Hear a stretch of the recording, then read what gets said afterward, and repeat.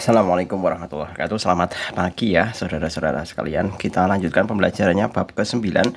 Namun di pertemuan kali ini Pak Jul akan memberikan konsep saja, tidak latihan soalnya. Latihan soalnya itu pada video yang berbeda ya. Karena saya rasa penerapan konsepnya ini agak lumayan banyak. Seperti itu. Yang akan Pak Jul berikan yaitu mengenai pipa organa dan juga intensitas bunyi. Kita masuk ke pipa organa terlebih dahulu. Pipa organa itu nanti ada dua ya jenisnya, yaitu pipa organa terbuka dan pipa organa tertutup. Nah, kasus yang pertama, definisi dulu. Yang namanya pipa organa merupakan alat yang menghasilkan bunyi akibat molekul-molekul udara yang berada dalam kolom udara bergetar. Nah, mengenai jenisnya tadi sudah saya katakan ada dua jenis, yaitu pipa organa terbuka dengan pipa organa tertutup. Sekarang kasus yang pertama, yaitu pipa organa terbuka. Gambarnya terlebih dahulu. Jadi kalau yang penting kalian tahu dulu, karena nanti ada istilah yang namanya simpul, ada yang namanya perut. Jadi dari definisi saja pipa organa terbuka berarti manakala kedua ujung pipa tersebut itu terbuka. Seperti itu. Nah, kita mulai dari yang pertama, yaitu mengenai nada dasar. Nada dasar itu gambarnya seperti ini.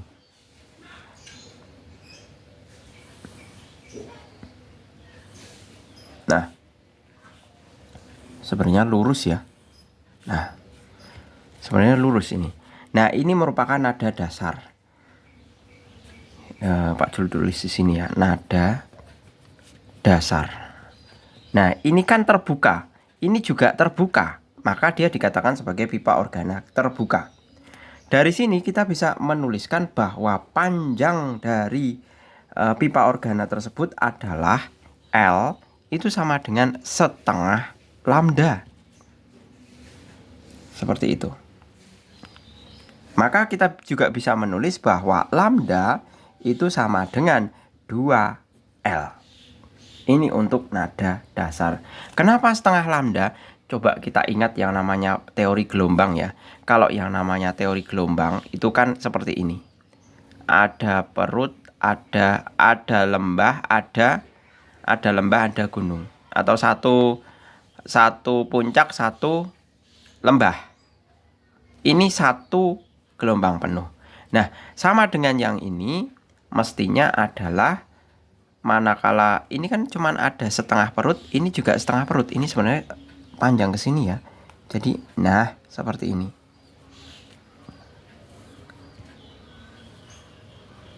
Nah, seperti ini. Ini setengah lambda. Kalau setengah lambda untuk gelombang seperti dari sini sampai sini. Kalau ini satu gelombang penuh. Seperti itu. Nah, kita lanjut ke yang nada atas pertama. Nada atas pertama kita bisa menggambarkannya seperti ini. Sebentar.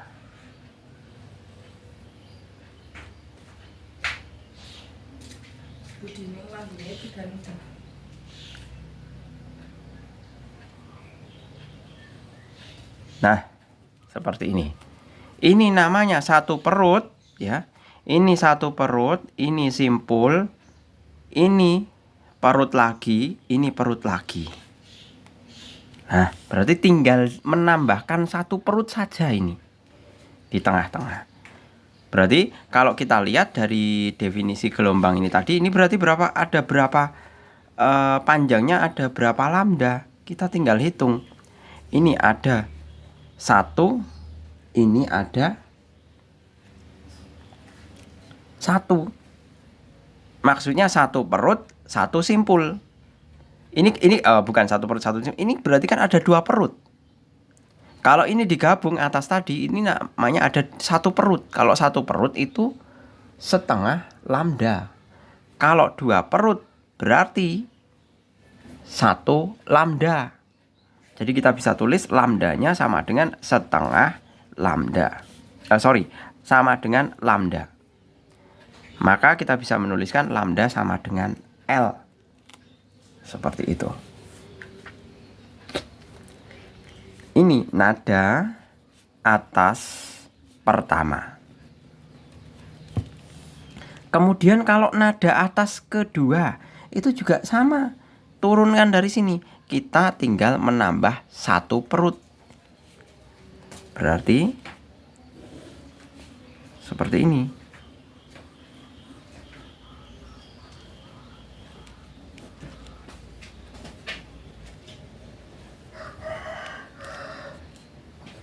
Nah, ini kan perut. Ini perut, ini perut. Ya, berarti ada dua perut. Mula-mula kan satu perut. Nah, kita bisa menulis berapa ini berarti? Ini satu, dua perut. Berarti satu gelombang penuh. Terus ini ada setengah perut, ini ada setengah perut. Berarti setengah gelombang penuh. Berarti kita bisa menuliskan L sama dengan 3/2 lambda. Atau kita bisa juga menuliskan lambda sama dengan 2/3 L. Seperti ini. Ini untuk yang pipa organa terbuka. Nah, sekarang kita lihat hubungan. Kalau di dalam pipa organa itu kan urusannya nanti masalah kita menemukan V sama dengan lambda kali F, ya kan? Maka kita bisa menulis bahwa frekuensi itu juga sama dengan V dibagi lambda. Kan seperti itu. Nah, maka di sini F0 sama dengan V-nya tetap ya. Lambdanya Pak Jul ganti dengan apa ini? Lambdanya Pak Jul ganti dengan 2L. Seperti itu. Berarti tinggal dimasukkan aja V/2L. Dengan cara yang sama kita bisa menurunkan nada atas pertama bahwa F sama dengan V per lambda. F sama dengan V per lambdanya itu sama dengan L. Nah, seperti ini. Kalau yang ini nada atas kedua. Frekuensi sama dengan V per lambda. Frekuensi, ini frekuensi 1 ya. Ini frekuensi kedua sama dengan V per lambda. Berarti V per lambdanya adalah 2/3L. Berarti sama dengan 3V/2L. Nah, seperti ini. Jadi, kita bisa membuat perbandingan antara F0, F1, membuat kesimpulan dari perbandingan frekuensinya ya. F0 banding F1 banding F2 banding seperti ini. Itu sama dengan ini VL/2. Ini kalau VL-nya saya hilangkan semua. Nah, ya, ini kan sama dengan setengah. Ini sama dengan 1. Ini sama dengan 3/2. Ya kan? Bisa Pak Jul tulis di sini. 1/2 banding 1 banding 3/2 banding dan seterusnya. Kalau dikalikan 2 dapat 1 banding 2 banding 3. Nah, inilah perbandingan frekuensi pada pipa organa yang terbuka. Seperti itu. Kita coba ke pipa organa yang tertutup sekarang. Pipa organa tertutup. Nah, kita bisa mulai yang pertama yaitu nada dasar ya. Nada dasar. Nada dasar itu gambarnya adalah seperti ini. Hanya ada karena ini tertutup berarti salah satu ujungnya itu tertutup. Seperti ini. Nah, ini perutnya cuma setengah ya. Perut cuma setengah, padahal tadi kalau mau membentuk satu lambda penuh itu harus ada 2 perut.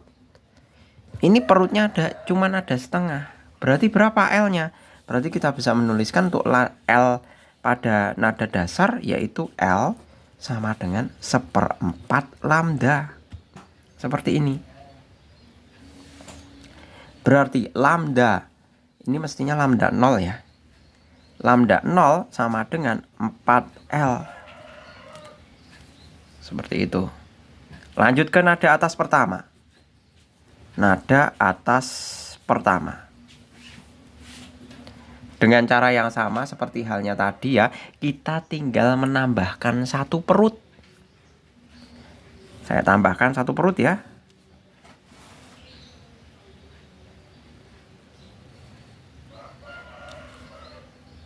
Sebentar. Oh, harusnya di tengah ya ini. Nah, seperti ini. Ini kan ketambahan satu perut ini. Ini satu perut, ini setengah perut. Satu perut, setengah perut. Berarti L sama dengan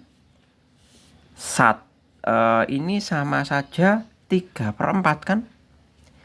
3/4 lambda. Nah, maka kita bisa tulis lambda 1 sama dengan 4/3 lambda. Itu untuk nada atas pertama. Kemudian nada atas kedua. Tambahkan satu perut lagi dari sini.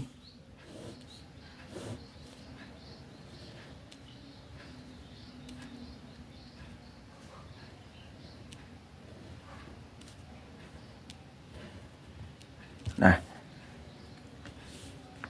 satu perut, setengah perut. Berarti sama saja. 1 ditambah 1, 2. 2 ditambah 1/4, berarti 2/4. 2/4 itu, ini kan 1/4 ya. Sama dengan 5/4. Nah, berarti L sama dengan 5/4 lambda. Berarti lambda 2 sama dengan 4/5 L. Seperti ini. Jadi dibedakan ya antara pipa organa tertutup dengan pipa organa kedua. Terbuka dengan tertutup. Awalnya ini kalau terbuka kanan kiri terbuka, kalau tertutup itu salah satunya ditutup. Nah, untuk naik setiap nadanya itu tinggal menambahkan satu perut. Ini tambahkan satu perut. Nah, ini satu perut. Ini tambahkan satu perut. Nah, ini hasilnya. Ini juga sama, tambah satu perut. Nah, naik lagi ke nada atas kedua, tambah satu perut lagi.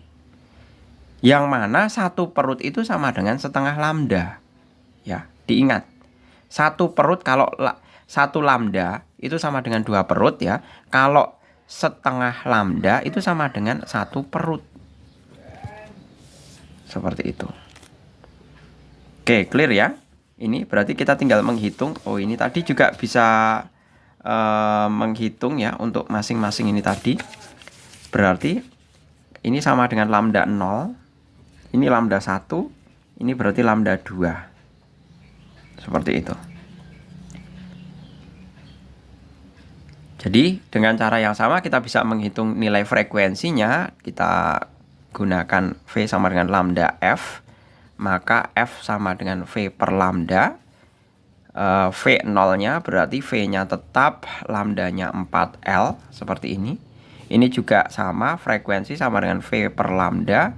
V1 ya ini mestinya. V1 sama dengan V per lambda. Lambdanya 4/3. 4/3L ini mestinya. 4/3L. Sedemikian hingga kita punya 3V per 4L. Seperti ini. Kemudian yang ini kita bisa punya V2 sama dengan V per lambda ya. Kemudian V2 sama dengan V per lambdanya ini 4/5 L sama dengan 5V per 4L. Nah, ini kan kita bisa tulis 1/4 kalau VL-nya dihilangkan. Ini bisa ditulis 3/4. Ini bisa ditulis 5/4. Sedemikian hingga kita bisa menulis perbandingan frekuensinya. Ini perbandingan frekuensinya berarti V1 V0 maksud saya, V1 banding V2 sama dengan itu 1/4 ya, banding 3/4 banding 5/4 banding dan seterusnya. Ini kalau saya kalikan dengan 4, kalau ini tadi kan dikalikan dengan 2, kalau ini dikalikan dengan 4, berarti sama dengan 1/3 banding 5. Selesai. Ini untuk pipa organa. Nah, selanjutnya untuk pengertian mengenai intensitas gelombang bunyi itu tinggal kita ngikuti ya. Dari rumusan yang sudah ada kita bisa mengetahui bahwa kalau yang namanya bunyi itu kan seperti ini. Jadi kita mendengarkannya itu secara menyeluruh. Misalkan di sini sumber bunyi. Nah, kita itu bisa mendengarkan bunyi itu dari keseluruhan ruangan dari sini. Menyebar. Nah, maka di situ ada alasan bahwa kita bisa mendengar itu dalam ruang lingkup apa? Dalam ruang lingkup luasan lingkaran. Seperti halnya 4πr², ini kan merupakan luas lingkarannya. Luas bola. Karena kan berbentuk bola. Jadi menyeluruh. Misalkan sumber bunyinya di titik ini, berarti kita kan bisa mendengarkan selingkupan ini. Itulah yang kemudian kita bisa menurunkan rumusan I sama dengan P dibagi A. P itu sebagai powernya atau daya bunyi, kemudian A-nya itu merupakan luas penampang bunyi. Berikutnya, dari sini kan kita bisa menurunkan juga bahwa P itu bisa dibagi dengan πr², di mana R itu adalah jarak. Nah, ini yang dinamakan dengan R. Sedemikian hingga kita bisa menuliskan hubungan bahwa I1 dibanding I2. Ingat, I itu berbanding terbalik dengan R, jari-jarinya. Jadi I itu berbanding terbalik dengan jari-jari atau R-nya. Atau jarak dari sumber bunyi. Nah, karena berbanding terbalik kita bisa menulis I1 per I2 itu sama dengan R2 per R1 kuadrat. Ingat, jangan lupa kuadratnya karena ini berbanding dengan R kuadrat. Seperti itu. Berikutnya adalah mengenai taraf intensitasnya ya. Kalau taraf intensitas itu menyesuaikan ya, ada beberapa rumusan di sini Pak Jul tulis, tidak perlu ulangi lagi ya karena di sini ada bahwa TI sama dengan logaritma I per I0, intensitas nolnya itu merupakan intensitas ambang batas, kemudian I-nya merupakan intensitas bunyi benda tersebut. Kemudian kalau ada sejumlah N sumber bunyi yang dinyalakan secara identik, itu rumusannya pakai yang ini. TIN untuk N sejumlah alat ya, sama dengan 10 log N ditambah TI1. Kemudian efek Doppler, sebagaimana kita ketahui manakala kalian pernah mendengar suara ambulan. Nah, kita bisa menghitung masing-masing frekuensi yang kita dengarkan sebagai frekuensi pendengar. Dan kita juga, si ambulan itu juga bisa mendengarkan frekuensi suaranya sendiri. Nah, itu dikaji dalam efek Doppler. Di sini nanti mengenai kecepatan masing-masing pendengar maupun sumber bunyi bisa dipertimbangkan. Dalam artian berpengaruh terhadap besarnya frekuensi. Karena apa? Karena rumusan dari efek Doppler sendiri itu kan menuliskan sebagai VP sama dengan V plus minus VP per V plus minus VS dikalikan VS. S sumber bunyi, P-nya pendengar. Yang masing-masing kalau pendengar mendekati itu berarti dia positif, kalau menjauhi berarti dia negatif. Nah, sebaliknya kalau sumber bunyi mendekati itu negatif, tapi kalau sumber bunyi menjauhi itu akan positif. Jadi kalau sumber bunyi itu menjauhi itu malah positif. Jadi kebalikan antara pendengar dengan sumber bunyi. Gitu ya. Silakan itu diperhatikan baik-baik mengenai bagaimana kita menentukan nilai positif dan negatif. Seringkali siswa itu salah dalam hal rumusnya tahu, tapi nanti dalam hal penentuan negatif dan positifnya itu seringkali lupa. Gitu sekilas mengenai teori mengenai pipa organa maupun intensitas bunyi. Nanti kita akan langsung masuk ke permasalahan soal pada video yang berbeda. Saya rasa cukup. Terima kasih. Selamat pagi. Assalamualaikum warahmatullahi wabarakatuh.